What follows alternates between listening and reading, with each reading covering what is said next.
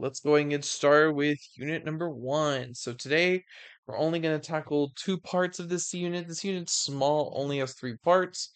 And the parts that we are tackling is understanding limits graphically and numerically, and then limit laws. Okay, so first, what is a limit? Now, a limit is this sort of approximate value a function takes as it approaches a either constant or an idea.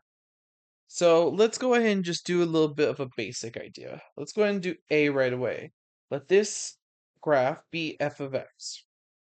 A is asking f of -2. Well, we at this point know or should know how to read a graph. And we see -2 here, and we see that that's going to be -3. Now, what does this mean? So this means the limit. It's an abbreviation limit. Limit as x goes to -2. But then we have something that looks like a power, but it's not a power, although it's like on that top right, it's a minus sign. And then if we skip to C, we can also see a plus sign. And then if we skip to D, we don't see anything at all. Well, these look very similar, but they have a clear difference. What is the difference between all these three? Is all of these, -3? No. So let's talk about the minus sign over here. So if we see that we have a limit as x approaches a with that negative looking power of this function, then that tells me that we're looking for the limit of f of x as x approaches a from the left. So, as if we see that negative power, we're going to look towards a from the left.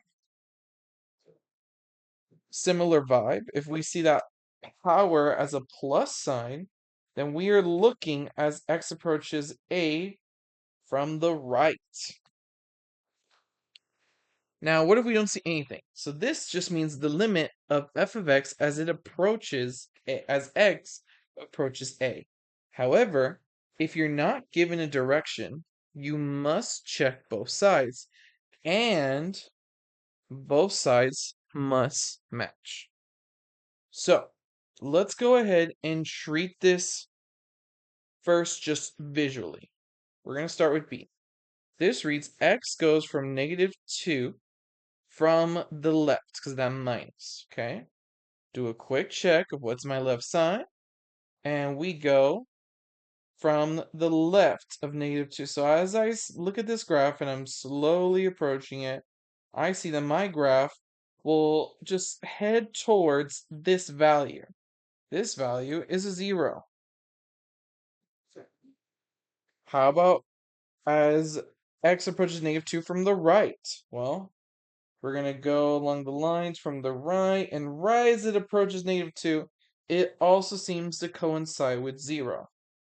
So what is the limit? Well, the limit is both sides, and that both sides must match. Here, we check from the left or from the right, and it is 0, so the whole thing is going to be 0. Does this always happen? Well, not all the time. Remember, it must match.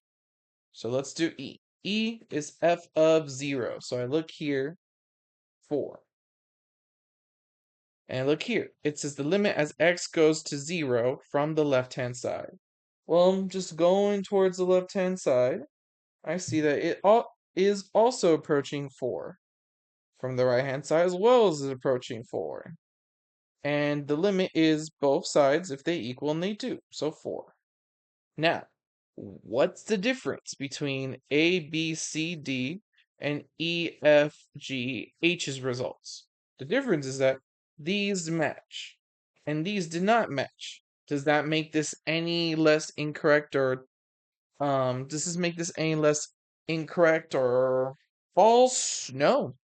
We do have scenarios where the limit of a function, as it trends towards a part in the graph, will seemingly go towards a numeric variable.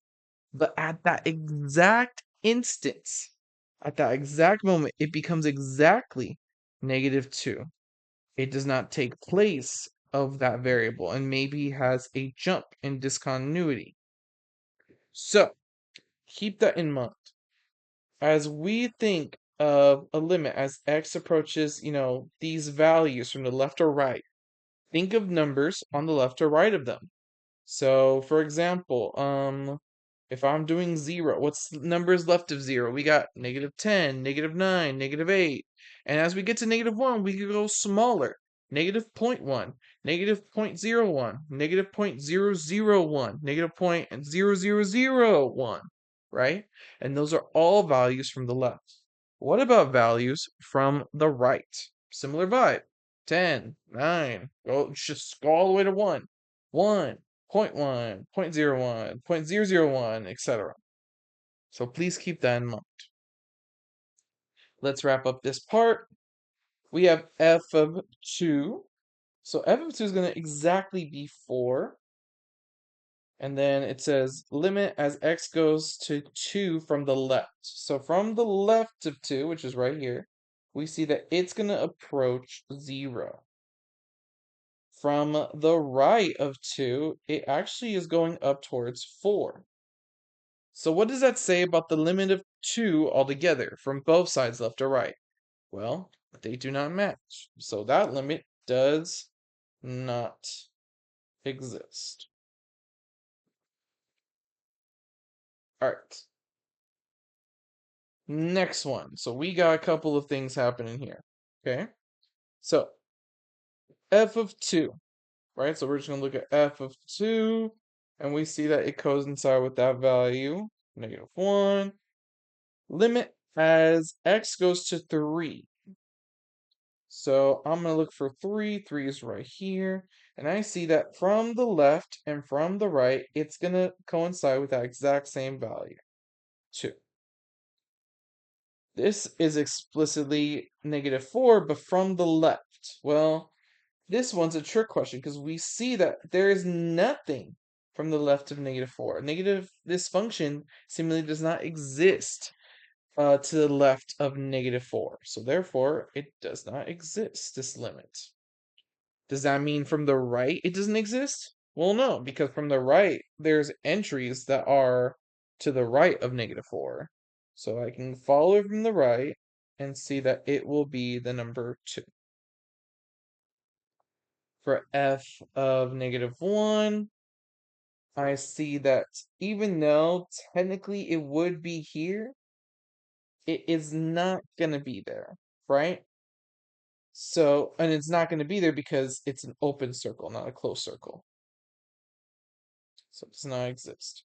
However, I'm going to jump here. The limit will exist. As we go from the left and from the right, it will seemingly meet up at an entry, the entry being 2. Okay, let's go back in order from 5. Okay, so we see from the left and from the right, it will be 2. As x goes to 1 for this function, it will be -2, actually. From x goes to 4, it's going to be 3. As x goes to -2, from the left and from the right, well, that's just going to be 2. As x goes to 2, we have a little bit of an issue because from the left, it will go -1. But from the right, it will go to 1. Well, those clearly don't equal, so this limit does not exist. And then lastly, for the limit as x goes to 0, that will exist now, being -1. So the limit existence theorem. A limit exists if and only if the left-hand side of that limit and the right-hand side of that limit equal. Okay? So keep that in mind. Now, we're going to now jump into the realm where we're going to approach these limits analytically looking at their equation. So no more pictures. Okay? So this is going to be that increase of difficulty. First, we want to cover 2 baseline limits. Let our f of x function just be a classic x line. And the limit as x goes to a on that x line will just be that a. If we think of a function, right, as that classic line here, well then of course wherever a is, it'll land as an output variable of a as well, as you look from the left and from the right. But if we're dealing with a constant, well, we know a constant function is always going to be, well, frankly, constant. So it doesn't matter on where on x we're looking, the entry will still be that constant. All right. Now we need to find the following limits. Okay. All right.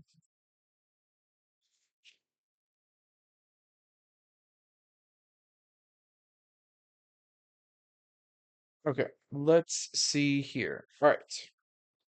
So for our infinite limits here, we have, hold on, give me a second. I want to make sure,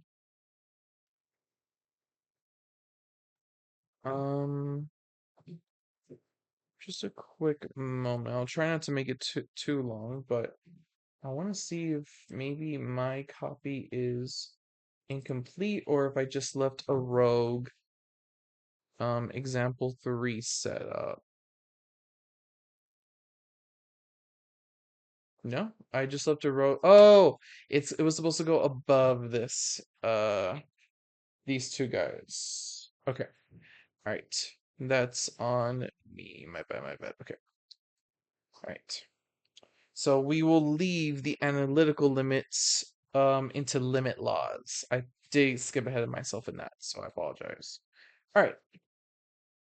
But before we do that, we need to talk about some sort of baseline infinite limit ideas. Now, an infinite limit is deals with both directions.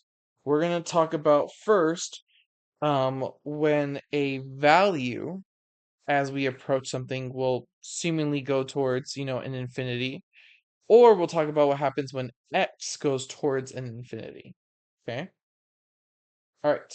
First off, we have these two functions, f of x and g of x. And we're going to be asked for these limits. Let's start with number one. Number one says, as x goes to 4 from the left. Okay, so I'm going to look at f of x, and it's from the left. And as x goes to 4, it has this up arrow notation. So that leads me to believe that that's just gonna keep going all the way up. So it's gonna be infinity. Then as x goes to 4 from the right. So we're going to 4, but from the right. And that trend line is going down. So that seemingly looks like it's going to go down forever. So it's going to be negative infinity. Okay. Now, as x goes towards negative infinity, so that means we're going to just look left. And we're going to keep looking left. Now, something I didn't say that I'm going to choose to say right now is, what do these dotted lines represent? Well, these dotted lines represent asymptotes.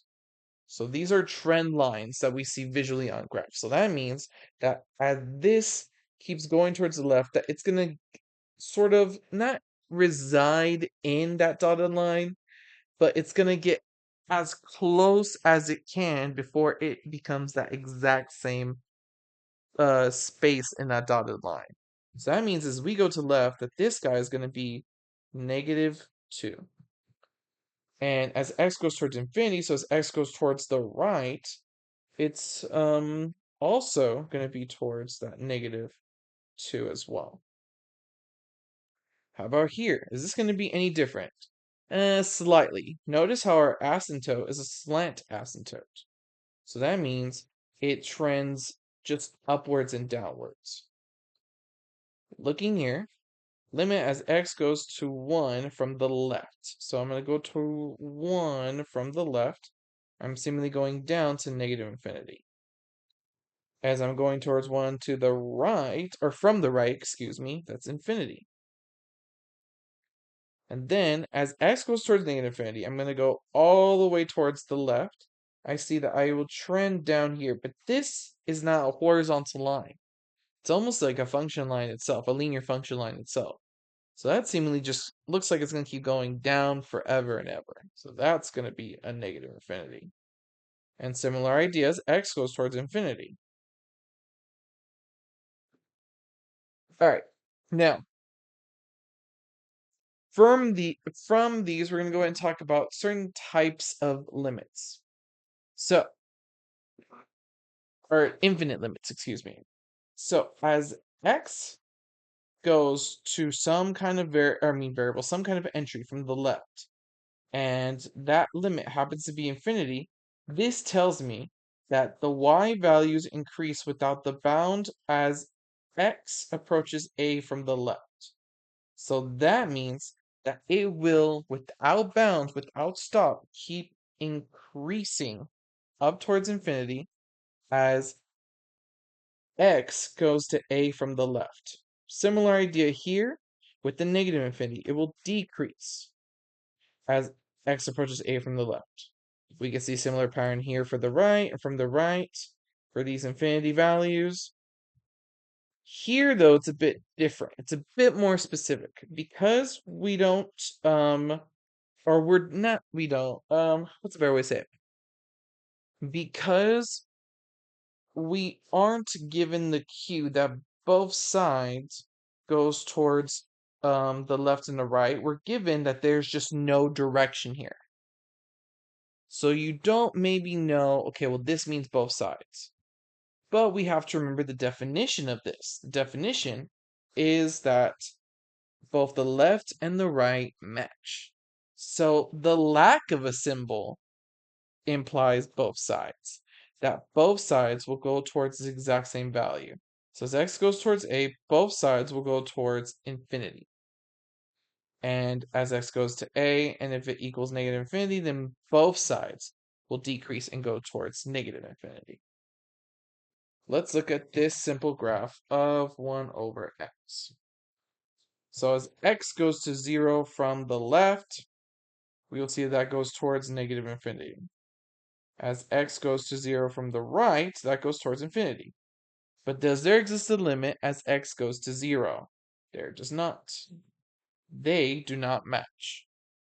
However, for here, as x goes to 0 from the left of this 1 over x squared, that will go towards infinity. As it comes from the right, that will also go towards infinity. Do they match? That does match. So they will actually, we can actually say the limit as x goes towards 0 will be just infinity. Okay? Now remember this technicality. Infinity is a concept. It's not a number. That's one of the biggest misconceptions about the infinity symbol. A lot of people think infinity is a number, but it's not a number. We treat it like a number sometimes, and I guess sometimes that can happen, but by technicalities, we should treat infinity more of as a concept. The concept being that we are going towards a higher and higher number. And then for negative infinity, just take the higher and say lower. Lower and lower and lower number. Okay. All right. Pretty good so far. The only thing that we need to stress now, let me just double check. Yes. Okay. Now we need to stress now is that this concept of limits, going from the left and going from the right. Okay. That is gonna get, if we don't know that part now, that's gonna get lost on us as we move forward. So please keep that in mind. We want to talk about infinite limits from positive integers. Now, there's this sort of rule setup that we can have here. If n is a positive even integer, then an expression that looks like this will always goes towards infinity. If n is an odd integer, then this expression will go towards infinity, and this expression will go towards negative infinity. Now, what are some key differences? First, they all have the format of 1 over x minus a to some power n. And they're all taking the x towards a. However, for the even one, they don't care what direction, positive or negative. They should both be towards positive infinity. However, from this, we do care about the direction. If it's coming from the right, it's towards positive infinity. If it's coming from the left, it's towards negative infinity. So one more time. The direction here doesn't matter. But if it's coming from the right for an odd integer power, then it's positive infinity. It's coming from the left, then it's negative infinity. Okay. All right. So then we have another technicality. If any of the following conditions hold, then the line defined as x is equal to a is considered a vertical asymptote of f of x. So that means that if this limit as x goes towards a from the left is either positive or negative infinity, or from the right, or all together, we get an infinity, then that means that x equals a is going to be considered as an vertical asymptote. Now, let's start here. Identify any vertical asymptotes for the functions. All right, so let's start here. Well, using this theorem, we can see for this guy we'll have -3. And this, although isn't directly obvious, we can say that that is just x minus and -3. So they share the same a. That means we know that this limit will be infinity, but positive or negative infinity, we don't know. Look at its power. Its power is 3. That's an odd integer. So we have to now look at the direction we're going. Are we coming from the left or are we coming from the right? We're coming from the left. So that's going to be negative. How about over here? From over here, see it's 2 and 2, they match. So we know we're dealing with an infinity. In this case, that's an ugly infinity. In this case, that power is 4, and that's an even integer. So that means that's just going to be positive no matter what direction we're looking at. In this case, we're not even given a direction. So we're fine. How about over here? Well, again, that's a double negative situation. So the A's technically do match. And then that power is 1. We know 1's not an integer easily. Are we coming from the right or from the left? We're coming from the right. So that's going to be a positive infinity. Over here, that's an odd power. So that means we have to, oh, and these A's match. Forget the A's matching. And then we can go ahead and just say, okay, that's going to be an infinity. It's coming from the left, so negative infinity. Okay. And then, I'm also, I have a key on the side that I'm just double checking my work as I go along. Okay. Then over here, those A's match. It's an even number, so it's just going to be infinity. Over here, that's an even number. Those A's match, so it's just going to be infinity.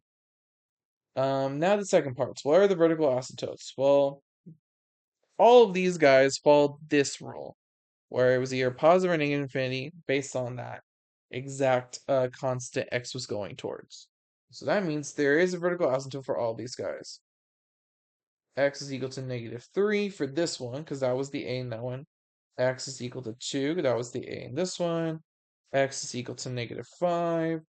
X is equal to -1. X is equal to 3. And x is equal to 1 for all of these guys. All right.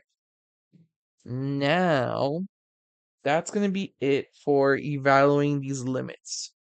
Keep in mind, not to sound rude, but we did not really do anything too mathematical.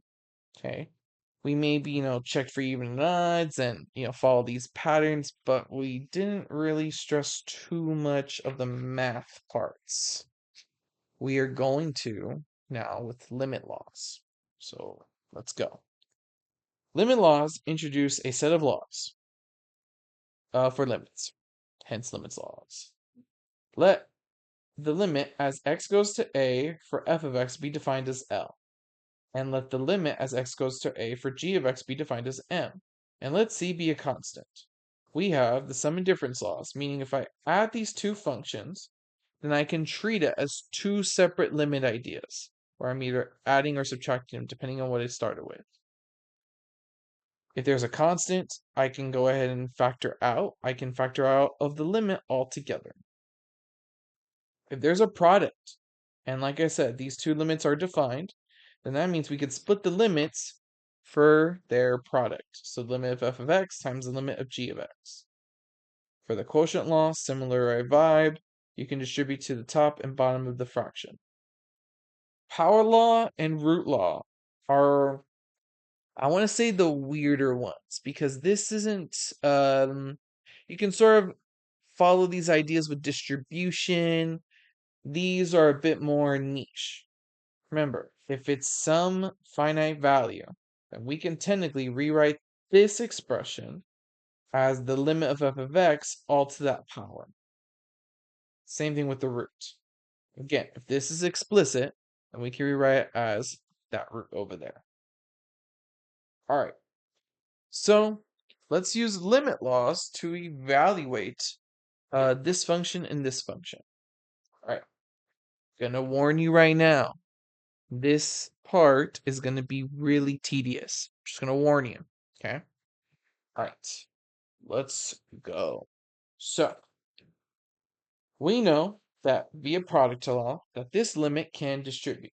So I have the limit as x goes towards 6 of 2x minus 1 times the limit as x goes towards 6 for the square root of x plus 4.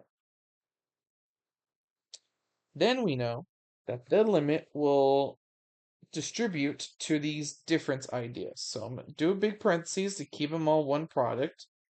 X goes towards 6 to 2x, and then minus the limit as x goes towards 6 of 1. And then we know that via that root law that it can escape in there. So the square root of the limit as x goes towards 6 of x plus 4. From here, there's a couple of limits we can, or okay, I should say there's only one limit we can evaluate. We can evaluate this limit right away. Limit as x goes towards 6, we talked about constants. So that whole thing's just going to be 1. So I have limit. First, I'm going to use the constant multiple law to factor out that 2. Okay, let me go ahead and just double check my parentheses so we know what the limit is actually attached to. And then minus that 1. And then distribute in that square root. Limit as x goes towards 6 of x plus the limit as x goes towards 6 of 4. Go ahead and evaluate that. That's just going to be 6 exactly. So we have 2 times 6 minus 1. And then we can evaluate both of those limits too. It's just going to be 6, and that's a constant, so it's just going to be 4. So now it's just a classic math expression that we can do. That left multiple is going to be 11, and now it's going to be square root of 10. There's not really much simplifying to do, so your answer is just 11 square root of 10. All right, so that was a bit tedious, but it's important to know what steps are happening, at least with this first example. For the next example, I'm gonna try to be a little bit quicker about it. I'm not gonna force anything to just appear out thin air, but I'm just gonna try to be a little bit quicker about it. All right. So first we distribute that to the numerator and denominator. So limit as x goes towards 2 of the expression 2x squared minus 3x plus 1. And the bottom, the limit as x goes towards 2 of x to the 3 plus 4, okay?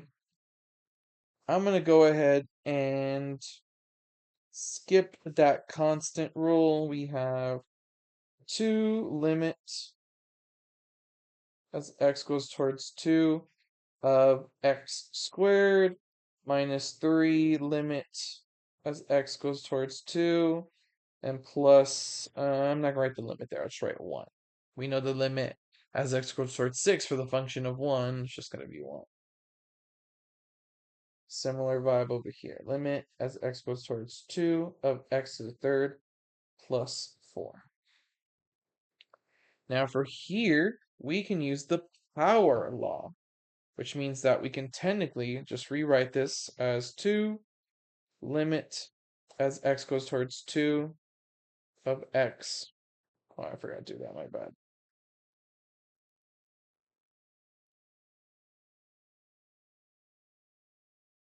Minus 3 times 2 plus 1 over, and then again, that power law will happen here as well.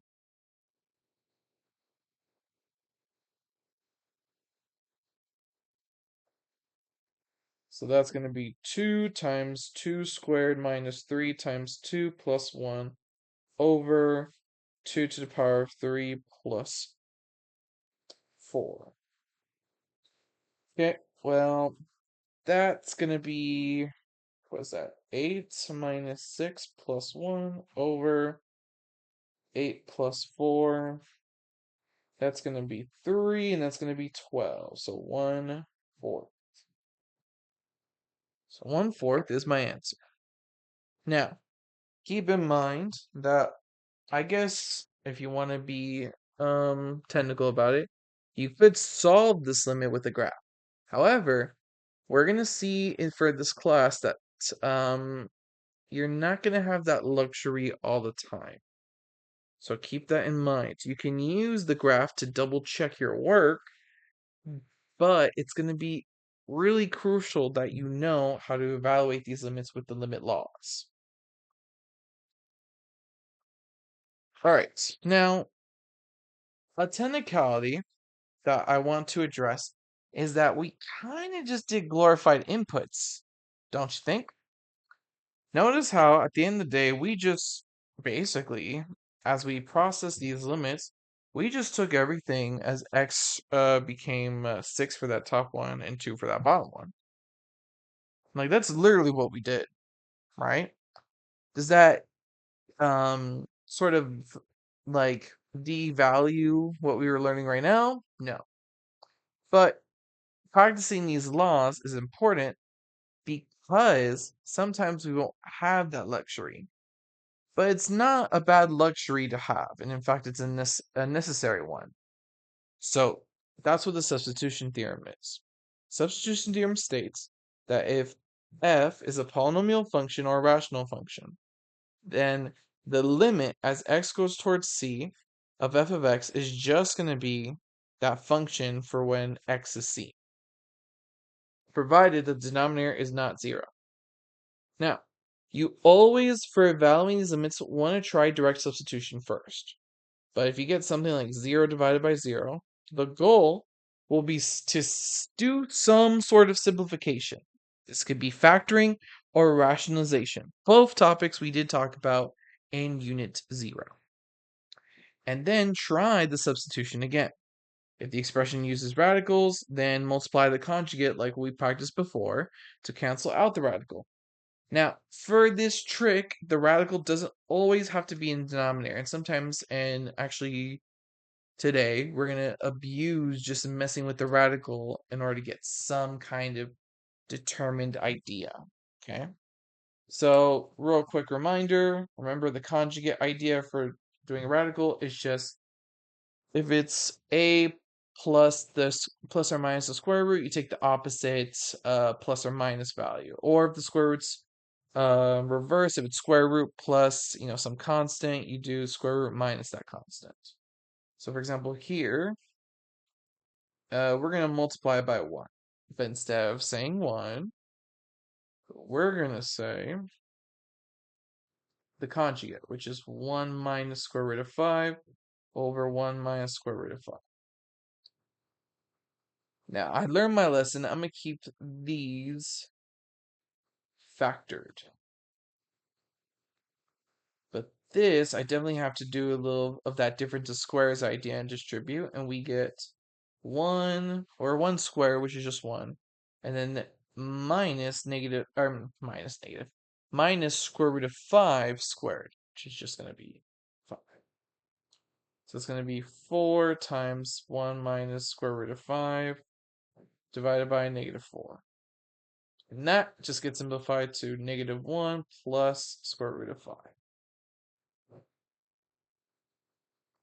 All right, let's go ahead and do these limits, but this time with the idea that we can use direct substitution. Okay, so let's see. First off, this one, okay, that's definitely going to be direct substitution. So we can just plug it in. 2. Okay, it says x goes 2, so we can just plug in 3 times 2 squared minus 5 times 2 plus 4. I'm getting, what is that? 3 times 4 minus 10 plus 4. 3 times 4 is 12 minus 10 plus 4, and that's going to be 6. Okay, very good. How about here? Plugging in x to be e. Okay, well that's going to be ln of e 3e. ln of e is just 1 over 3e. There's nothing wrong with this expression, so that's my limit. Over here we got x4. There's not going to be anything wrong here, but let's go ahead and just evaluate that. 4 plus 4 is all cube root, by the way. Cube root of 8, we know that's just 2. Okay. All right, in this one, it says sine of 2x, 2x of 2 theta, as theta goes to pi over 6. We're pretty sure that exists. This would be sine of pi over 3, and that's going to be square root of 3 over 2 from our unit circle. Okay, all right. For here, I anticipate some problems. Let's still attempt to do the direct substitution idea for these, though. Just, to practice it, we have 2 squared plus 2 minus 6 over 2 squared minus 6 times 2 plus 8.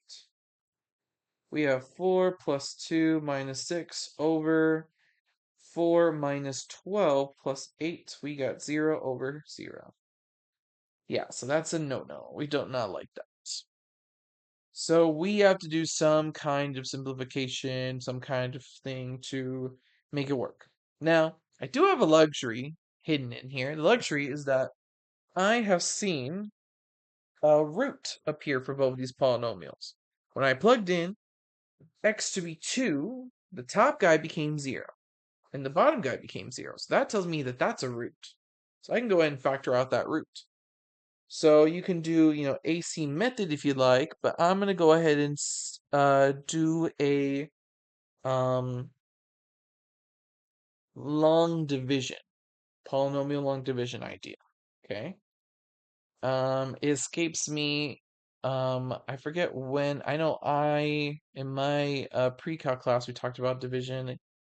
Um, but I don't know if you guys are coming in with that. So you can factor these by hand, but let me just do a quick sort of explanation of what I'm doing. So we see that 2 is a root of this function. So that means, technically, x minus 2 should somehow divide this polynomial and that polynomial. Let's start with the top one, x squared plus x minus 6. If I divide polynomials, right? Well, you're going to go ahead and match it to its leading coefficient. So you ask yourself, or between the two leading coefficients. So you ask yourself, okay, x times what gives me x squared? Well, x. So you're going to multiply this whole thing by x. We got x squared minus 2x. And then treat it like division and subtract it. X squared minus x squared will be 0. And x minus a negative 2x will just be 3x. Bring this guy 6. Negative 6, excuse me. And then again, ask yourself, okay, what leading guy over here can I get to where I just realized for those of you watching the vertical video, this doesn't matter, but my screen was off. Okay, I just did not notice that till right now. Sorry to all the horizontal viewers. The vertical viewers, your guys are fine. Okay, my bad. Right. Next, x times what gives me 3x? Well, 3. So 3x, and then negative 2 times 3 is negative 6. And those will minus out to 0. So look, they perfectly factored, or x minus 2 can perfectly divide this polynomial. So that means that top guy can be written as these two factors. I'm going to do the other one. X squared minus 6x plus 8. I got x minus 2x.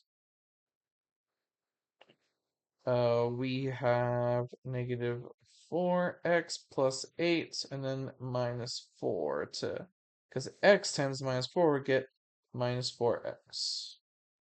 And also, negative 2 times minus 4 gets a plus 8.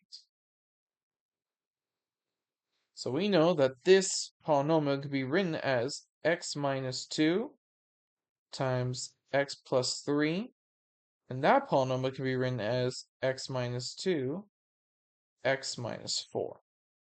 Well, we see a common factor, the x minus 2's. So this polynomial technically can be written as x plus 3 over x minus 4.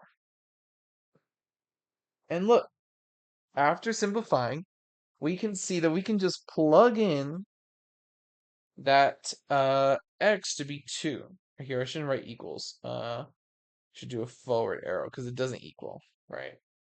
But if I replace x with 2, I get 2 plus 3 over 2 minus 4. That's going to be 5 over negative 2. And that's my answer. All right, how about here? Can I plug in x to be negative 3? We have negative 3 squared plus 5 times negative 3. Oh, I don't know why I did that extra line. Parentheses here. I'm doing plus 6 over negative 3 plus 3. Okay, well that bottom's definitely going to be 0. Let's just double check the top just to be safe.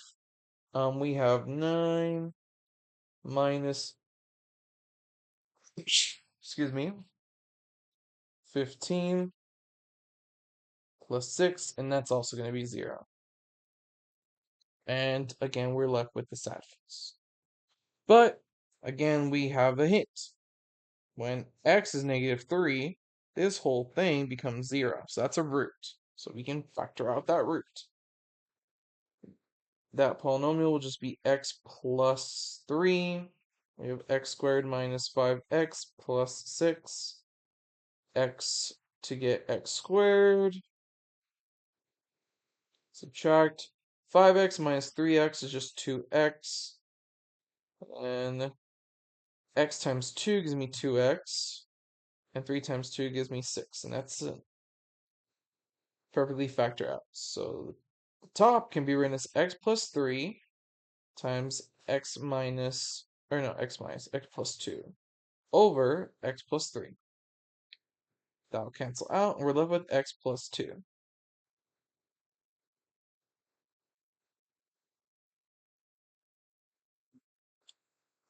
Give me a second. Okay, I think I'm sorry about this. I have to stop the video. Okay.